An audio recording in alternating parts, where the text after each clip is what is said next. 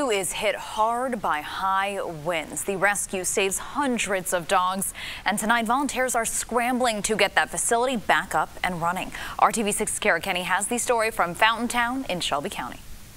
This is just one of the many kennels damaged by high winds. RTV6 meteorologists say Fountaintown was covered by a severe thunderstorm warning last night, meaning winds in excess of 60 miles an hour. At Canine Castaways, Shelly Christie has made it her mission to save dogs' lives. She's helped rescue more than 400 pups from kill shelters, and now it's Shelly who needs help. You can see all the damage. This kennel was over here. Yeah. Volunteers showed up in full force on this holiday to help the rescue rebuild after winds took their toll. Just wind, just blowing. I mean, it was just real, like it was really loud. Some of the 40 dogs escaped their exercise and sleep kennels, but no one was injured. I'm thankful that everybody's fine, everybody's safe. The pole barn didn't go down, and the house is still standing, so we're very lucky. Volunteer Kimberly Grimes drove down from Westfield after seeing Canine Castaways' Facebook post pleading for help. I've never met her until today. Oh, you guys don't know? You don't know? I don't know her, but I actually, but my sister-in-law does this up in Sheridan, and she posted it on her site too, and I follow a lot of the rescues around the area just because I'd like to do more. Workers move dogs into the medical area, but the rescue needs families to foster dogs until they can get everything fixed. Shelly is grateful for everyone who's helped so far. People do come together. There is great people in this world. If you want to help these dogs, the best way is to donate money at caninecastawaysrescue.org. Reporting from Fountaintown, Kara Kenny, RTV6. Right now, Canine Castaways estimates the damage at more than $10,000. They have been in business for about 2 years now. And so far, it's been perfect Memorial Day picnic weather around central Indiana. You still might have the chance to fire up the grill tonight, but Kevin says some places might also see a change. So let's get over to him for the latest. And we're going to flash back about 3.5, 4 hours here. Melissa, watch this. Not a cloud in the sky. As you're looking to the north of Indy, and you'll see the life cycle of a cumulus cloud. Boom, there they are. They fire up at a certain temperature, what we call a convective temperature, and continue to build. Some of these may build into an isolated thunderstorm, but it's been a great day. Hopefully you've been able to enjoy it. 76 to 84. That's our current temperature range. By breezy, we've had winds 15 to 20 miles per hour out of the west. If you look at the radar, you're hard-pressed to find any rain. You have to go up along I-69. We've had a couple of showers east of Peru, then toward Huntington and Fort Wayne. Those may not be the only ones. Remember, when the sun doesn't set until 9:05 or 9:06, we've still got a little chance to warm up a little more. But the temperature in Indy last hour was 80. 78 at 7 o'clock tonight. Through the evening hours, we'll call it partly cloudy. Isolated thunderstorm, 67 at 11 o'clock.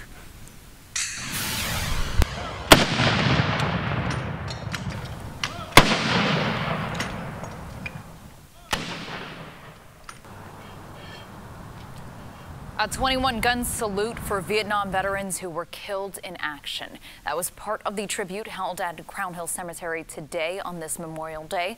RTV6's Derek Thomas was at that service, and he has this story tonight.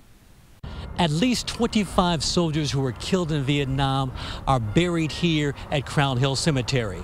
They deserved and received special recognition.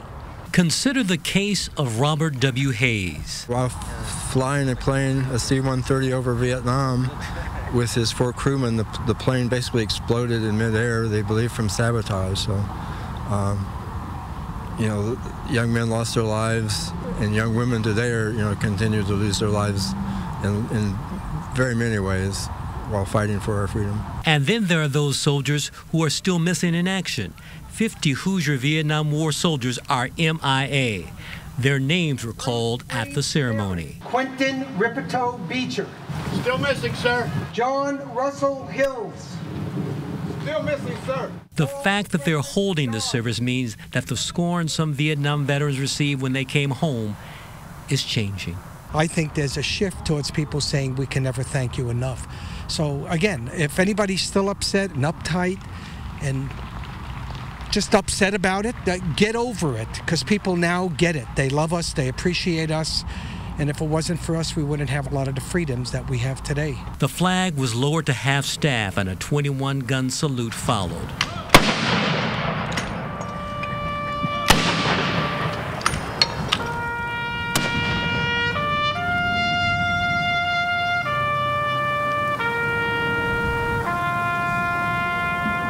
After the service, the public shook the hands of Vietnam veterans. Welcome home. Derek Thomas, RTV6. And we thank those for their service on this Memorial Day. Senator Joe Donnelly, by the way, was the featured speaker at that event.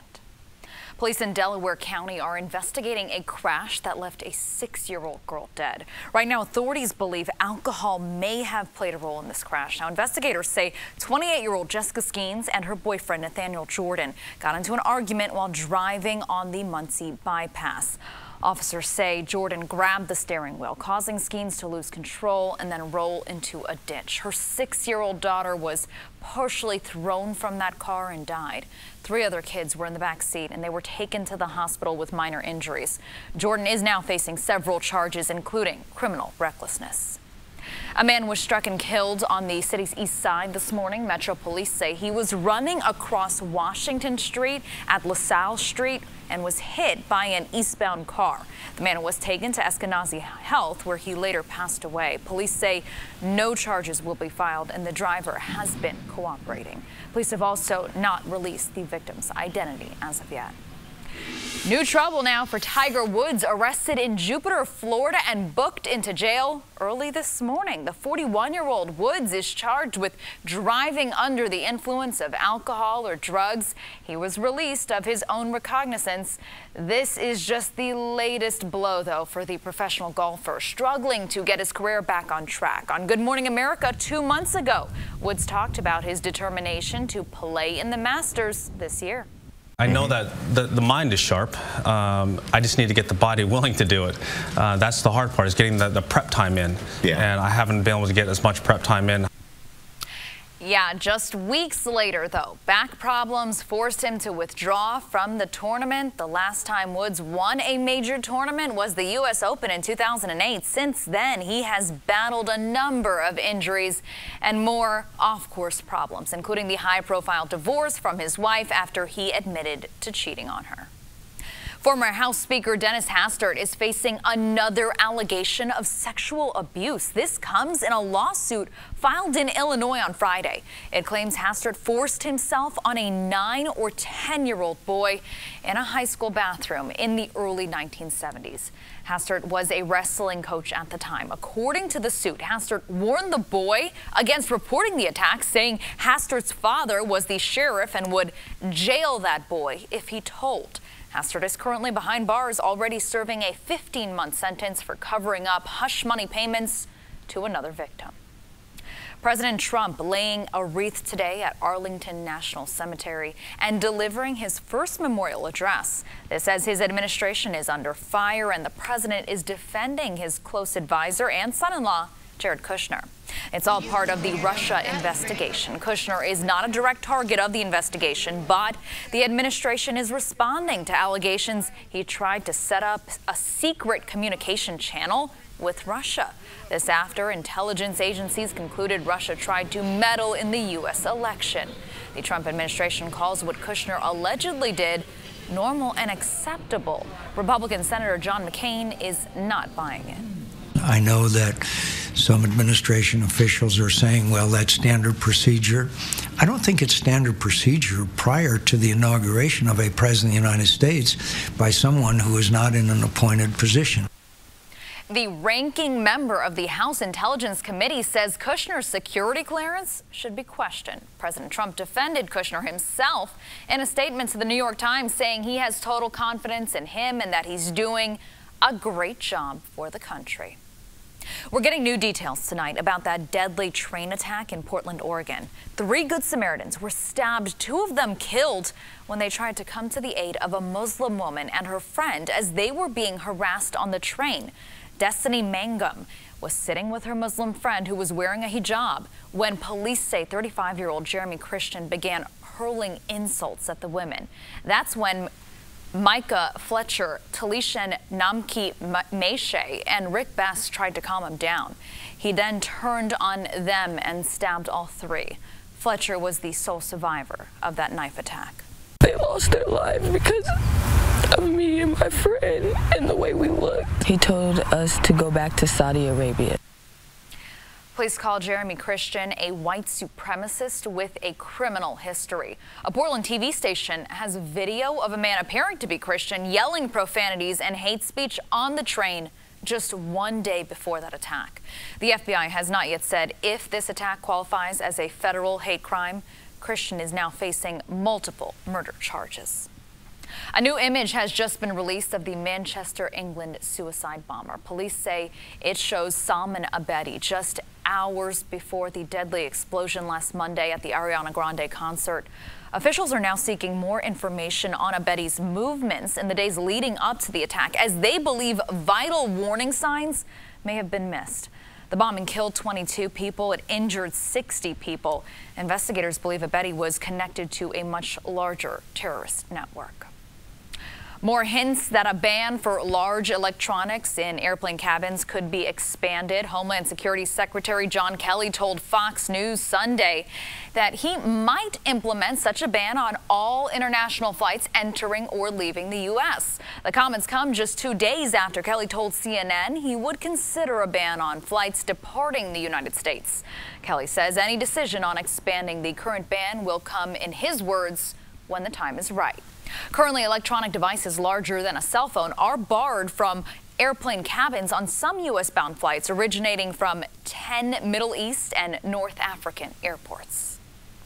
Heads up, an alert tonight for Chipotle customers. The restaurant chain says it has identified and removed malware installed by hackers that lifted customer credit card data earlier this year. Chipotle says most of its stores were vulnerable to the attack between March 24th and April 18th. We have a list of Indiana stores affected on our website, theindychannel.com. You can click on the story on the home page. You can also call 888-738-0534 Monday through Friday with questions between 9 a.m.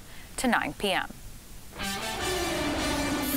A huge day for the newest champion of the Indianapolis 500. Takuma Sato still basking in the glow of a stunning win yesterday, and tonight it's time to show him the money. Sato and the 32 other drivers will collect their checks during the annual victory banquet. And our day first is live as the festivities are just getting underway downtown at the JW Marriott. Hey, Dave.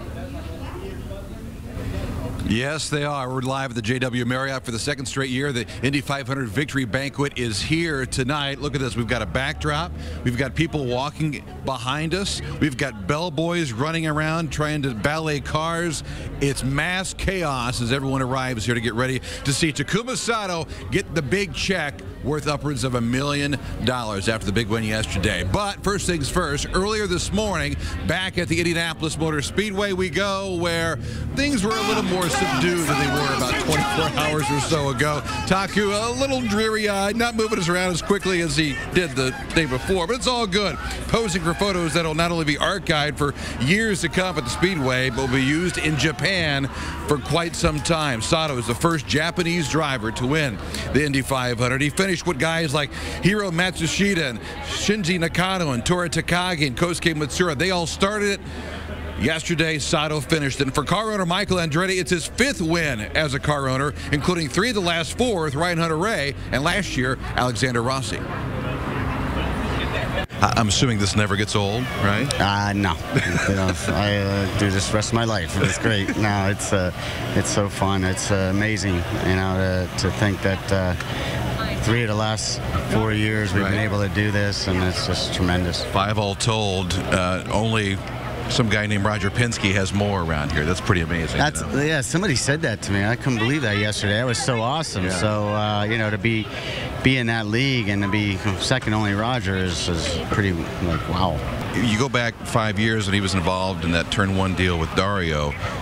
Even though he was 35 then, 40 years old now, his maturity level, it seems, in IndyCar racing has grown exponentially. Oh, big time. I think he's learning to be a lot more patient, and he showed it, yesterday. He went for it when he had to go for it, but he also, there's a few times when he was going for it and he backed off, where the old Takuma may not have done that. Right. How big is this for Honda? How big is this over in Tokyo? Big deal. Big deal. Especially with some of the failures they had yesterday to be able to come through and do that and then do it with Takuma. I think it's going to be one of the biggest stories in Japan today. All right, we'll see you in Detroit.